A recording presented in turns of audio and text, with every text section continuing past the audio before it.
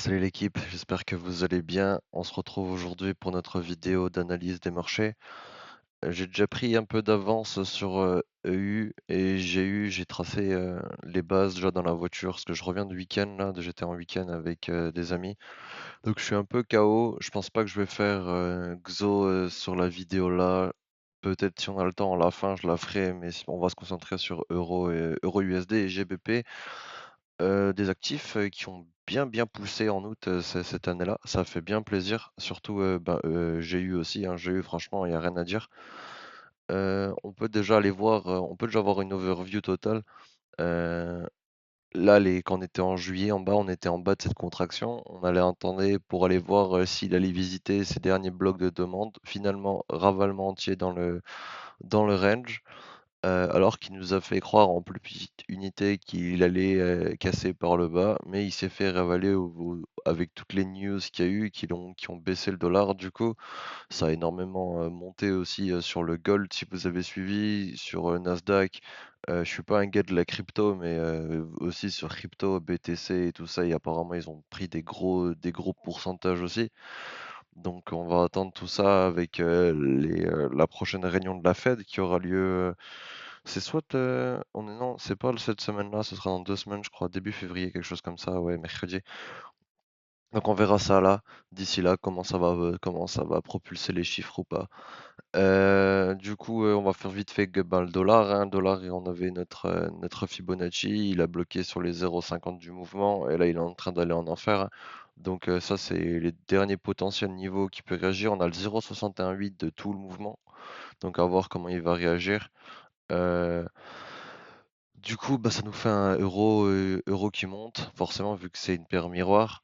Là, en vrai de vrai, là, il y avait un bloc ici où il y avait des ventes parce que ce bloc-là, en fait, il était picobello. Ce bloc-là, en fait, c'était les derniers achats de ce mouvement-là, et après les achats effectués ici, il casse vers le bas. Donc c'était les derniers échanges entre acheteurs et vendeurs sur tout le mouvement là. Après, il break par le bas, il fait sa vie et il revient plus jamais là. Et il fait que de casser par le bas, par le bas. Donc là, on était début mai et là, on est fin juin. Donc ça, c'était quand même quelque chose d'important. C'était un bloc important et on le voit bien, il est venu 2 fois au milieu et 2 fois, il s'est fait refuser pour le moment. Je le reprendrai pas, je le prends pas 3 fois, malgré qu'on ait notre previous daily high et le previous weekly high. Si je le prendrais en risque réduit avec vraiment genre, des belles configs. Il faudrait que j'ai un pivot weekly qui traîne dedans. En parlant de ça, les pivots weekly, monthly, on est sur le R2, on est sur le R2, R3 est trop loin, on n'arrivera jamais au R3, je pense pas, à moins qu'il y ait une dinguerie la semaine prochaine sur le marché. En weekly, on a pété, on est allé ouais, presque jusqu'au R4, c'est énorme, hein. Quand il va jusqu'à R3, R4, c'est vraiment des grosses semaines, hein. Moi, cette semaine, comme j'ai dit, j'étais en vacances, donc j'ai tradé, lundi, j'étais pas là, j'ai tradé mardi et j'ai tradé, comme j'étais en vacances, j'ai quand même pris le PC, j'ai tradé vendredi. Donc j'ai eu 2 jours cette semaine de trading vraiment. Donc un peu deg quand même parce qu'il y avait quand même des belles opportunités. Bah, c'est de l'achat, hein, quand tu vois comment il est structuré, on cherche pas de vente pour le moment, hein. Pareil pour là, du coup, je vous ai mis, un achat, je vous ai mis le fibo un fibo acheteur. C'est un fibo qui est pas, comment dire ça? Il est pas valable tant que lui, il a pas fait un retracement ici. Donc ce serait si lui, là, il est amené à faire un retracement, après avoir fait, 2 fois être refusé ici, après faire son range, donc il peut refaire ça. Mais là, lui, il faut qu'à un moment, il clôture en 1 heure, en 4 heures, il faut qu'il clôture en dessous de ça. Et à partir de ce moment-là, on aura notre retracement et le fibo sera valide à ce moment-là pour aller chercher des zones. J'ai déjà tracé ça, c'est les imbalances que j'ai, tracés. Je me suis amusé là les dernières semaines à faire un indicateur. Donc j'ai un petit indicateur qui m'indique toutes les imbalances, les imbalances qui sont mitigate, donc ça veut dire qu'ils ont déjà été pris à 50, et quand on change du T, du coup, elles s'actualisent et elles s'effacent et tout. Donc je pourrais le partager, au monde du Discord, à voir comment il n'est pas encore fini, c'est juste la V02, mais si, ça intéresse des gens, vous pouvez m'MP.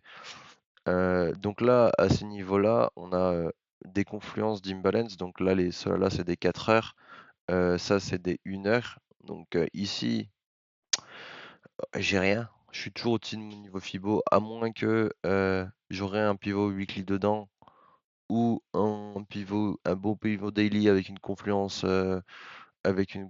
weekly et une belle prise de liquidité de session. À ce moment-là, ouais, parce que sinon j'aurais rien. J'ai pas de Fibo, je suis haut dans le mouvement. Je pourrais aller chercher ce retracement là, cette expansion pour aller chercher encore plus bas possible. Avoir ici call dangereux, moi les calls c'est le plus safe, ben c'est ici.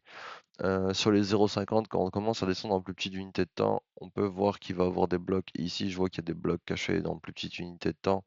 Donc ça peut être intéressant. Ici aussi, il y a la mèche là. Donc je sais que là-dedans, si je vais par exemple en 5 minutes, je vais commencer à m'y retrouver. Voilà. Donc ça là, pour moi, ça ce sont des belles confluences. Juste dommage il est pas dans l'imbalance parce que plus, pour moi, si j'ai eu deux confluences qui s'emboîtent l'une dans l'autre, c'est les meilleurs setups. Là, ils sont dispatchés, malgré que ce soit vraiment un très beau bloc celui-ci, mais il est sur les 50, donc je vais chercher d'autres confluences à côté pour prendre du coup l'achat s'il commence son retracement. Dernière semaine d'août aussi, donc on va voir comment le prix va se finir. On est sur un mois d'août aussi, donc on va continuer les achats pour le moment. Les ventes, ça serait du coup à l'interne de ce mouvement-là, du coup ce serait sur un retracement. Ce que je veux vous montrer aussi, c'est que le Fibo que j'ai tracé là, c'est un Fibo qui est directement près du prix. Si on le prend en 4 heures, il n'a pas fait de retracement encore. Donc là, là, il commence à faire un retracement. Là, sur tout le mouvement là, il n'a pas fait de retracement. Ça, pour moi, ça s'appelle la variation de marché. Ça, c'est pas un retracement, ça. Ça, c'est juste, il va, il va accumuler avec une direction. On peut voir que c'est une direction haussière, mais il n'y a pas de retracement à proprement parler, parce qu'à aucun moment il va faire des plus bas. Il va toujours faire des plus hauts, plus hauts, plus hauts.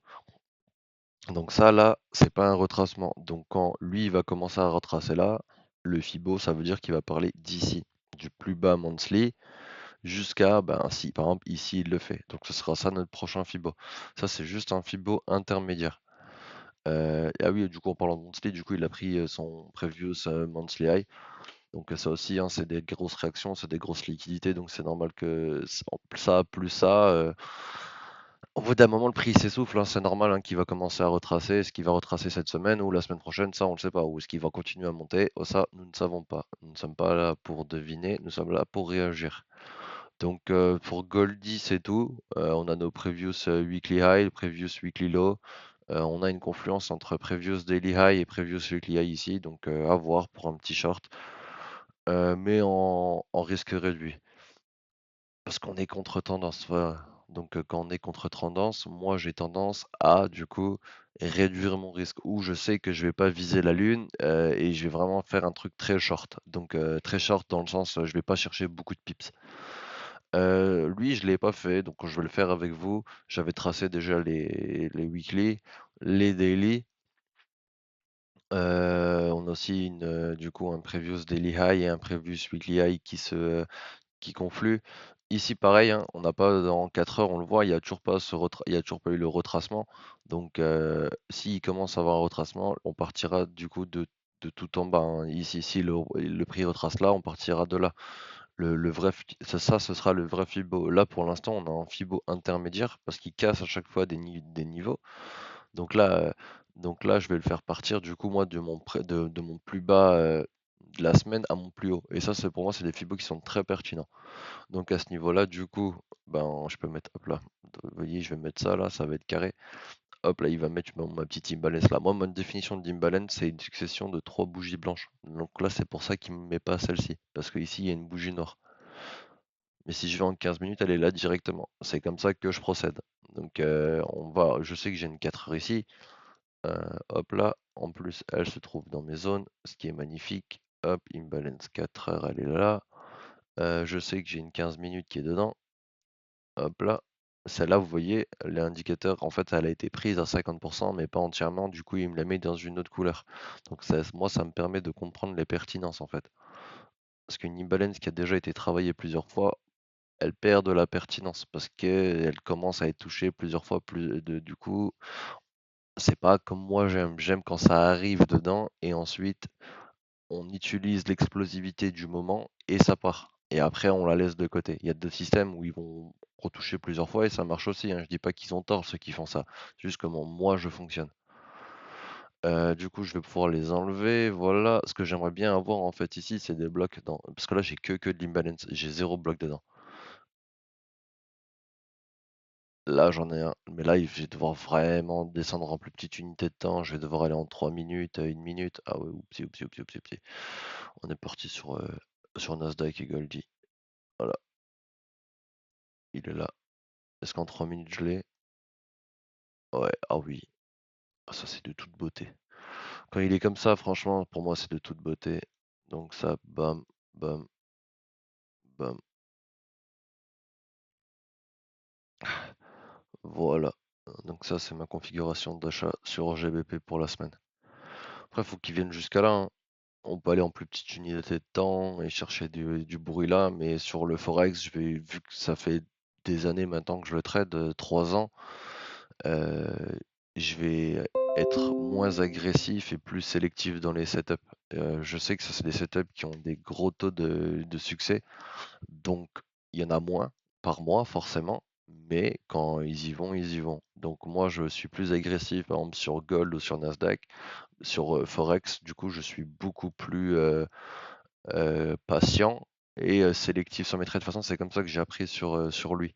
Donc en fait, c'est un peu la DA qui t'impose et comment moi j'ai été éduqué dessus et ça va très, très bien en fait. Du coup, là, moi, je sais que j'ai mon achat ici et je vais chercher un ratio de entre 3 et 6 en fonction de comment il va réagir et ça me suffit, quoi. Donc ça, ce serait le plus bel achat du mouvement, sur GU. En termes mais maintenant, c'est comme je vous l'ai dit, il faut qu'il fasse son retracement. S'il fait pas son retracement ici, ça vaut rien ce que j'ai fait, hein, parce que, il y a pas de le tant qu'il fait pas un retracement, j'ai pas de fibo, en fait, valable. Là, pour l'instant, là, il a pas pour moi, il a pas fait de retracement, faut qu'il casse là. Donc là, il est parti au-dessus. Là, maintenant, il faut vraiment qu'il clôture en dessous et il faut vraiment qu'il clôture en dessous en 5 minutes, il faut qu'il clôture dessus en 1 heure, corps plein. À ce moment-là, il va remonter avec, toutes les liquidités qu'il va avoir là ou ici. À ce moment-là et quand il va remonter, si pendant la descente, il a créé des blocs ou des liquidités ou ce que vous voulez, des blocs de supply et de ce que vous voulez et qu'il réagit dedans et qu'il continue sa baisse, donc là, on va aller chercher un gros retracement. S'il s'en fout, il repart comme ça veut dire qu'il y a toujours pas de retracement. Malgré qu'il aurait fait un comme ça, un plus bas ici, moi j'attends vraiment qu'il fasse un deuxième plus bas et que là, il y va. Donc là, il fait un un haut qui est moins haut que le précédent, pour moi, retracement enclenché et ça, c'est vraiment une règle d'or. Donc voilà pour ce qui est GU, donc les achats, bah, les ventes, je vous l'ai dit, du coup, ça va être quand il va retracer, on va trouver des zones à ce moment-là. Pour l'instant, il y a pas de zonie, hein, on est, vous voyez qu'on est dans ça, là, la prochaine zone, elle serait ici, on est toujours dans cette grande, grande contraction. Lui, en termes de pivot monthly, il est pas allé aussi fort que j'ai eu, hein, que EU, hein. Pour une fois, j'ai eu, EU, il a été plus, dynamique. Ça arrive de temps en temps, une fois sur 10, mais c'est comme ça. Bon, il a quand même poussé jusqu'au R3. Donc ça veut dire que la semaine prochaine et le mois prochain, ils vont être plus élargis. Donc pour les weekly, ça va être plus élargi de l'espace entre R1 et R2 et ainsi de suite. Et pour le monthly, pareil. Donc on va avoir peut-être un grand mois de septembre bien merdique, ce qui est possible aussi. Ouais, bah celui-là, du coup, on les verra. Mais il est sur la journée, ouais, il allait jusqu'à. Ouais, mais là, on est en daily. On est en daily. Ouais, daily, ça allait encore. En vrai, ça va. Parce qu'il était calé sur les précédents, donc c'est pour ça. Du coup, ouais, on est bien. Je vous ai donné le call d'achat. On va chercher que du haussier, hein. On va pas commencer à chercher de la baisse sur un mouvement comme ça, tout tant qu'il nous a pas donné de retracement, pas de vente pour le moment. En termes daily, en vrai de vrai, le seul mouvement là où on pourrait aller chercher des gros achats daily, ça serait sur là. C'est la dernière fois où le prix il a été discuté. Entre acheteurs et vendeurs, ça serait ici, du coup, il y a beaucoup de confluence. Donc là, il y aura des achats potentiels. Il peut complètement revenir dedans pour aller chercher au-dessus, hein, parce que là, au-dessus, il est venu chercher ses liquidités au-dessus. Les prochaines, c'est ici, ici et ici, hein, pour GU. Ce que je vous l'ai fait sur EU, ouais, EU, ben, du coup, là, on est dedans. Les prochaines, elles sont là au-dessus, hein. Ça, c'est le dernier. Ça, c'est les derniers achats. avant la grosse baisse, donc ça, ce sera le dernier bloc de supply, ça. Et après, ça, ce sera liquidité au-dessus et liquidité au-dessus de ça. Pour les grosses zones de vente, du coup. Donc voilà, on est à quoi 15? Non, j'ai pas le temps. Je vais pas faire du coup Goldie, je le ferai cette semaine en vidéo séparée. Je suis pas dispo lundi, donc on fera les calls toute la semaine de toute façon et je vous l'aurai sûrement mardi ou mercredi plutôt. Non, mercredi. Donc voilà, désolé d'avoir été fatigué, désolé d'avoir été un peu long. J'ai dû bafouiller aussi, mais je suis vraiment fatigué. C'était un long week-end en vrai de vrai. Pas beaucoup dormi. Donc ce soir, pas de je pense pas que je vais faire une ouverture Asian. Je ferai une ouverture Asian, peut-être cette semaine, mais pas ce soir. On va faire du repos et on va préparer la semaine pour capitaliser un max. Sur ce, faites attention à vous sur les marchés la semaine prochaine. Profitez bien de votre fin de week-end et on se tient en jeu sur le Discord ou sur la prochaine vidéo. Allez, ciao, ciao. Ah ouais, ouais, ouais, ah non, je voulais vous montrer ça du coup. J'ai quand même fait un petit peu d'oseille. Si on peut vous montrer. Attends, il est où? Et oh, pourquoi ça marche pas? Hop, attends. Putain, ah le foirage complet du live quoi. Il est où? Il va me le mettre. Ah voilà. C'est ce que j'ai fait cette semaine, sur, le Funded. Je me suis bien régalé ça du coup, hein. C'est le total profit, total loss et du coup, ben, ça c'est sans les commissions et avec les commissions du coup. Donc c'était une belle semaine. Ah bah voilà, maintenant il se met à jour, n'importe quoi. Allez, sur ce, bonne fin de week-end à vous et on se tient juste cette semaine. Allez, ciao, ciao.